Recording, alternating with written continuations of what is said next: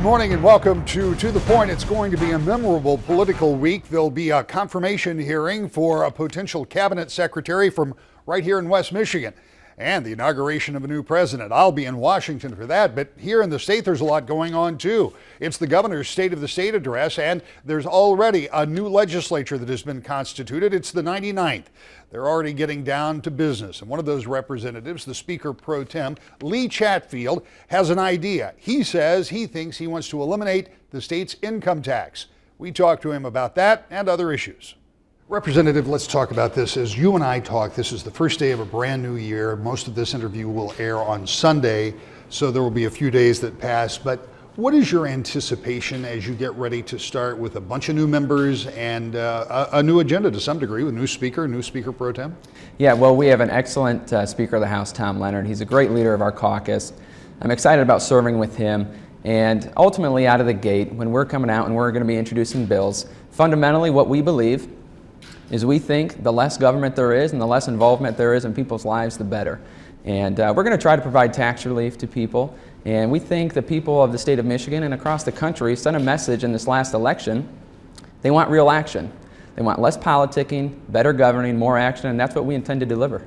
Specifically, you will introduce the first bill of the year. I say will because as we talk, it has not been done. Again, by Sunday, it will have been done. So tell me a little bit about that, because that will create conversation. Absolutely. This is about providing tax relief to the people across the state of Michigan. People are living paycheck to paycheck, and we need to ensure that they are keeping their hard-earned dollars in their pockets. And what this legislation does, it delivers on a promise that was made to the people back in 2007. When the previous administration was going through a budget deficit, they raised the income tax from 3.9 to 4.35 with the promise that it would go back, but that promise was not delivered upon. What we are doing here as a legislature is taking that promise seriously and understanding people need tax relief. And what you're going to tax, you're going to get less of. We need to incentivize labor in this state. We need to ensure that people have more buying power. They can pay their bills. This is about the hardworking families across our state. I think it's great tax policy. And then after that, after 2018, beginning in 2019, we're going to see a reduction of the income tax 0.1% for every year until it's fully phased out. Which I think is a responsible way to budget, it's a responsible way to plan, and I think the people of Michigan will appreciate it. So let me get this straight. Your initial foray would be roll it back to where it was, to 3.9, is that right? Yes, sir. And then starting 2 years later, or 1 year later, you go 0.1% over the period of the next however many years. Yes. So that brings up the obvious question. If you take that stream of revenue out of the general fund, general purpose, what do you cut? What we're returning to is what was previously set by the legislature before 2007. And what it's going to force the government to do through the appropriations process, which will be fully vetted, is the opportunity to tighten our belt, as the people across Michigan have been forced to do over the past decade. And I think it's important that government looks to prioritize our spending rather than continuing to take it out of the pockets of our people. So as this is phased out, it would be many legislatures later when that happens. So you have to kind of, if you're successful, count on the goodwill of the elected members to come thereafter. Is there any counterbalance that says you can't come over here and increase this tax to make up for this tax revenue you're going to lose over there? And as you know, Rick, anything that we do as a legislature, the next legislature can undo, they can change. And that's the way our system of government is set up. But I do think it's important that we as legislators in good faith deliver on the promises that we made to them. We believe in lower taxes. We believe that people can spend their money better than the government can. And if we're going to say that we believe it, it's time we start delivering on that. And I think this bill sets a tone for that. What does this legislature look like from your perspective versus 2 years ago? Because in the era of term limits, that's not just about members, but it's about leadership. And you've got all new leadership coming into this session. How is that going to be different? Well, you mentioned it. In the era of term limits, things move quickly around here. And it's no secret in the state of Michigan that this incoming legislature is a little bit more conservative than the one that we just served in. And I think that sends a message to the state. The people of Michigan are continuing to send people here to Lansing to represent them, but they have the idea, we think government is getting too big, we think taxes are too high, and we want people to act. People are feeling that they want their country back. And as one of our late presidents had warned us, He said that freedom is never more than one generation away from extinction. And I can tell you this, Rick, there's a lot of people in northern Michigan and across our state that are feeling their freedoms are being taken away, that the government and the America that they grew up in is not the America they're going to be able to pass on to their children and grandchildren. What we're going to do in this legislature is ensure their freedoms are secure, and we're going to lower their taxes, and we're going to give them the Constitution that this America promises. When you talk about less government, there are any number of things that you or I or some of the viewers that are watching right now could point to and say, that's silly, why does government do that? But for every function of government, for every dollar that flows through government, there is a constituency. So somebody thinks whatever you or I or somebody else might think is a silly idea, they think it's a good idea. So when you talk about smaller government, how do you do that and at the same time meet the needs of people who have come to expect the government to do certain things? Well, I always tell people when I'm out knocking on doors or chatting with people across the district, Ronald Reagan quipped that the 9 most terrifying words in the English language are, I'm from the government and I'm here to help. You know, I think people are sensing across our state we've got enough help right now. And as I talk to, whether it's business owners or whether it's just people living paycheck to paycheck, they think our regulatory structure is too high. They think our taxes are too high. And when I talk about less government, I also mean more efficient government. I think when it comes to policy making, there's nothing as dangerous as good intentions. A lot of legislation that's passed is very well intentioned, but I think has negative consequences. And it's time that we begin looking at those consequences, reevaluating them, and saying, how can we ensure that the people of Michigan have more freedom, we're abiding by our Constitution, and they can keep more of their hard-earned dollars? And that's something that this legislature is committed to doing. If, as you say, and I would tend to agree with you, that this is a more conservative in nature group of Republicans who are in control, what does that do to the spirit of bipartisanship? Because all of the freshmen that I talk to every 2 years say, we want to work across the aisle. However, if the ideological divide gets wider, it would seem that would be more difficult. What is the expectation for working with the opposition? Absolutely. There's always going to be bipartisan issues we work on because at the end of the day, we work for the same people, and that's the people of the state of Michigan who all sent us down here to implement good policy. Now, here's what I tell people. In order to be an effective legislature or even a legislator, you're going to have to compromise on policy, but you don't have to compromise on principles. And I think that what sets that distinction, each person that comes down here is going to have to know what their set of values are and what their principles are. But I'm going to tell you this, I think Speaker Leonard is someone who is proven. He can coalesce, he can build relationships, and I have every confidence that we're going to move forward on the issues that we can in a bipartisan manner and approach, and I look forward to that. But certainly there will be some issues we disagree on. That's why we have parties, and hopefully the legislation that we implement it reflects the will of the people that sent us here. Finally, the obvious viewpoint from this leadership team is, as you stated it, lower taxes, less government. You are going to have that first bill of the legislative session. Beyond that, beyond those two things, what other hallmark would you like to see this leadership team and this legislature leave behind that you would say, looking back and say, that was successful? Yeah, I think overall looking, I'd like to take the regulatory structure that we have across our state, whether it's in the business climate or whether it's just on individuals and they feel the crunch of government. We can talk about lower taxes, but ultimately at the end of the day, I want people to look back after 2 years and say, you know what, they stuck by what they said they were going to do, they kept their word, they delivered, and they effectively got government out of our lives. Now we can talk specific issues, and our speaker has talked about different issues he'd like to focus on, mental health reforms, he's talked about some education issues, and all those are good, but at the end of the day, I want people to feel like when they're grown and they can look back at their kids and their grandkids, that they say, you know what, the America that I grew up in, they now have the opportunity to do the exact same thing. And if there's one legacy that I'd like to leave with this leadership team is that we were honest, we served with integrity, and we kept our word. And that's a goal of ours, and I'm sure Speaker Leonard can deliver on that, and I'm looking forward to serving underneath him. That's what one Republican in leadership has to say about this coming legislative session, but Democrats have different ideas, and you'll hear from 3 of them when we return to the point.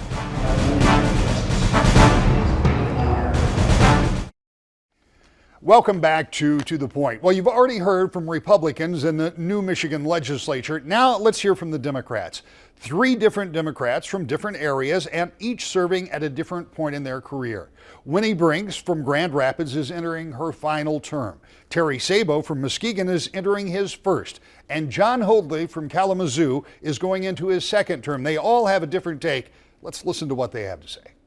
The reality is that with this new makeup of the legislature, while there are a lot of new faces, the makeup is still the same. You still enter back in the minority. What is your expectation for the next 2 years or next 2 months? Well, we'll have to see what the agenda is when the Republicans roll out their goals, but we will be obviously fighting to maintain some of the things that we got done last time. And on a positive note, we had great energy reform, I think, that had broad bipartisan support. So as that gets implemented, we'll watch that. Of course, we'll be talking about what's going to happen on the healthcare front. That's been something the governor worked very hard on. So I think that we will be having some conversation about that, and we'll see what else comes up. You came into this body in a very interesting circumstance, as many people will remember who are watching this. But as you have assimilated into the regular day-to-day work as a member of the legislature, looking back, is it what you expected it to be? Because it has been an interesting time to be in Lansing. Yes, you're absolutely right about that, Rick. And you know well, because you've been around for a while, you've been able to observe. So, it's been a really great learning experience, of course, as it is for everyone who comes here, if they come with an open mind at all. It's been very rewarding work in many ways. It's awesome to be able to meet with constituents and to address their concerns, to do basic constituent services. It's always important no matter who's in charge here in terms of legislation. So that's been very rewarding for me, and it's been something I've done throughout my career, helping people, remove barriers to success at work, at school, and I've been able to continue to do that here, and to help influence policy. So while we might not always have bills with our names on it that are getting passed into public acts, we also still have a lot of successes in getting improvements in different policies and bills, and they may have someone else's name on it, but we do a lot of great work together. One of the things that you've been very interested in and vocal about is the Grand Rapids Home for Veterans, and some big changes are coming to that facility with some legislation. Are you satisfied that people have paid enough attention to that facility and a potential new facility and the one up north as well? Because that really is about people who have already paid it forward, if you will, with their service to the country. Right. So you know as well as I do that there's a lot of work to be done over there in order for those problems to be actually resolved and fixed. I think we've taken some good steps in the right direction, but there's still a lot of work to be done. So my job at this point will be to be very vigilant about the changes that are coming there, to ensure that we're doing all that we can to make sure the needs of the veterans there are put first. As we go through a transition, there will always be uncertainty and insecurity, and so it's really important that we communicate with veterans about what this means for them and make sure that everyone is given what they deserve and what they've earned, and to make sure that we're putting them first. Republicans are going to start this legislative session talking about smaller government and less taxes. There are many agenda items that you and your fellow Democrats would like to pursue that will not be tolerated under lower tax bases. How much of a fight is that going to be as we move into this year? That's something that is always there in terms of our conversations as different caucuses here in the legislature. So it's going to be really important that we communicate with each other and talk about what it is that our constituents expect from government.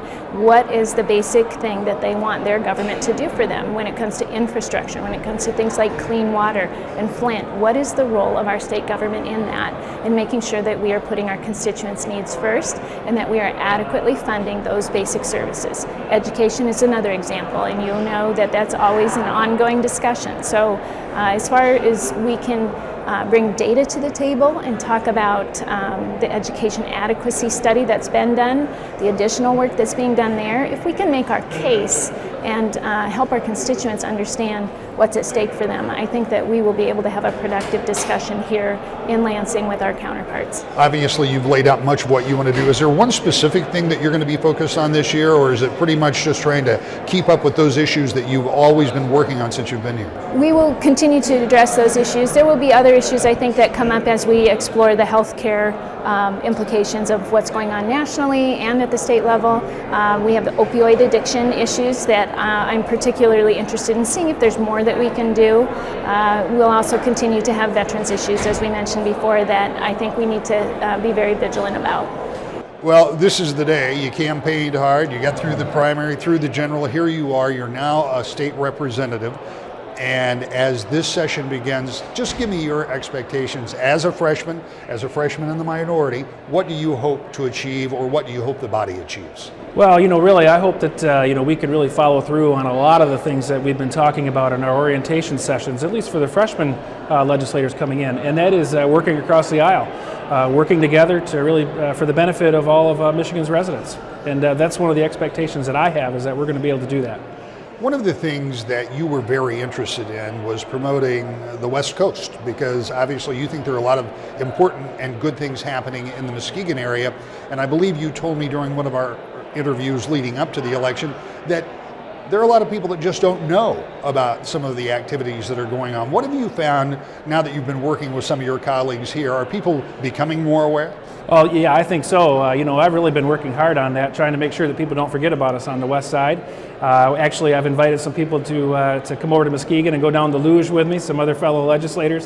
So hopefully we can get them to come on over, and if not, hope they at least pay attention to us over there to know what's happening in Muskegon and all the good things that we have going on the west side. As the economy of the state generally has improved, and certainly it has for those of us on the west side, that gives more opportunity. But when you talk about working together in a bipartisan manner, there still is a considerable philosophical divide, and this leadership team is going to talk about smaller government, lower taxes, and some of those things that mean that not all of the agenda items that you might want to pursue will be able to be funded. So how do you incorporate that idea, knowing that that's part of what the Republicans are going to want? Yeah, we're going to have those divides. There's no doubt about it. I mean, that's why we have those different letters behind our names. We both have some, different feelings on different subjects. But really what it comes down to is that I believe our citizens are looking at us to provide services to them, and we've got to figure out a way to continue to be able to do that. Especially not only at the state government level, but with the local municipalities. And a part of that is going to be building a relationship between state government and local governments so that we can all work together to try to improve the life of the Michigan resident. I think you would agree, and if you don't, you certainly can correct me, but if you talk to local government, and if you went to local government and say, we want to be your partner, one of the first things they would say is, then give us our revenue sharing. Absolutely, back. I agree. That's something that I talked about extensively during my campaign because it's something that I've seen for the last 25 years as an employee of the city of Muskegon Heights through the police and fire departments there, but also from the administrative side as a county commissioner in Muskegon, and then as a county chair of that county commission the last 2 years. I've seen the effects that cutting back on the statutory revenue sharing has had on our local governments, and it's something that we have to improve upon. And I'm hoping that that's something that we're going to be talking more about here in the State House. And I'm also hoping that the governor takes notice of that as well, and that he can see that there is a need to do something different to make sure that those municipalities are funded appropriately. Have you had a chance to talk with any of your Republican freshmen incoming colleagues about that? Because everybody who is a representative has somebody in their district that tells them on a regular basis about revenue share. Yes. Yes, to answer your question, I have had some discussions, but they're very much on the surface right now. We're just talking about them in the orientation sessions that we've had. I'm looking forward to really engaging more as we move forward into this 99th legislature. Now, as you begin this journey, and most of this interview will be on our Sunday morning show, so this is happening as the legislature comes together for the first time this week. What is it that you personally want to do? Obviously, you have your agenda items, but what is it that you want to accomplish out of this? Well, really, we've already talked about it. Making sure that people know about Muskegon, they know about the west side of Michigan, and include them in Michigan as a whole. But also, when it comes to the revenue sharing, I think we have to come up with a better way of funding our local municipalities so that they can provide the services that their residents are expecting. That is the biggest issue for me. Representative, this is a different circumstance for you because now you've got some time under your belt, you know what to expect here, and it seems like You've gone a lot of miles between the first time you arrived at this Capitol to today. So as you begin this new legislature, what is your expectation? What is it that not only you would like to see, but now understanding the lay of the land is realistic to expect? So I want to continue doing the projects that I've been working on in my first term. I made education funding a priority, really looking at policies that help raise wages, protect our environment. And in the first term, I focused on good government reforms to make government work better and serve people better. Those are all projects that I think we can continue in the 99th legislature. I'm hoping to serve on the Appropriations Committee. We'll find out shortly. But when it comes to budgets and numbers, that's something my head's pretty good at, and I would love to continue the good work we did there. You strike on something interesting when you talk about good government and government reform, because while there may be different approaches to that and different ideas, that's something that your colleagues on the Republican side are interested in too. Have you found common ground there where you think you can work? I think the biggest issues that voters want to see is to make sure that there is faith in our electoral system, and then also making sure that we're taking some of the money out of politics and making sure that we're not letting lobbyists run the show, but actually the people, and be responsive to them. So I think there's going to be some room for compromise and working together on these issues, particularly around figuring out, with that recount last year, what can we do to make our electoral system even better? What would you like to see? And I don't want to get too far in the weeds, but I'm very interested in that recount. For one thing, you know that there will be, probably already has been legislation introduced that says you got to pay for the whole cost of it, because that was one point of contention. But beyond that, what would you like to see done with the electoral process in our state? Well, one of the quirks of history is that if there's an error between the poll book and the ballot count, then you can't recount those. And in fact, those are probably the areas that you should be recounting first. So we can start with some of the small procedural changes on making sure that when we need to do a recount, that you can actually get to the places that have the most contention. But beyond that, I think people want to see government work. You might want bigger government or smaller government, whatever the case may be, but whatever we have, it should work well. And so that's ethics reforms, and I think there's some common ground there. One of the things that people talked a lot about last year was expanding the Freedom of Information Act, which died over in the Senate. Is that something you expect to be resurrected this year? We're going to continue to really push on that. It passed the House with overwhelming bipartisan support. Then it died in the Senate, and I'm hopeful that we can pass it out of the House again quickly, and our Senate colleagues can pick it up, and let's get something to the governor's desk. When the Republicans will start off this session, it is assured that they are going to talk about smaller government and lower taxes. Is that compatible with your goals of what you want to see done in this state? Yeah, the conversation about big government or small government, I think, is still the wrong one. We should have services that work and that provide what people want it to do. So we need roads that don't have potholes in them. We need schools that educate kids. We should find out how much it takes to do that and make sure we're funding it appropriately. I think one of the biggest concerns, though, is people feel like they keep picking up a bigger and bigger share and get less for what they're paying for. And that's something that we can work across the aisle and together on to actually fix. But it means that you got to throw some of this Republican Democrat ideology, out the window and come back to what we can work on together. One of the other things that the governor started talking about at the end of last year, and he's going to talk about in his State of the State message, is infrastructure. And they have come up with a pretty big price tag of what needs to be spent over a number of years. And he told me at the end of last year he wanted to start working on that incrementally, not necessarily all at once. Is that something Democrats can get behind if he comes up with a program that starts looking at things underground, starts looking at pipes and cable and all of the things that go with that beyond just roads and bridges?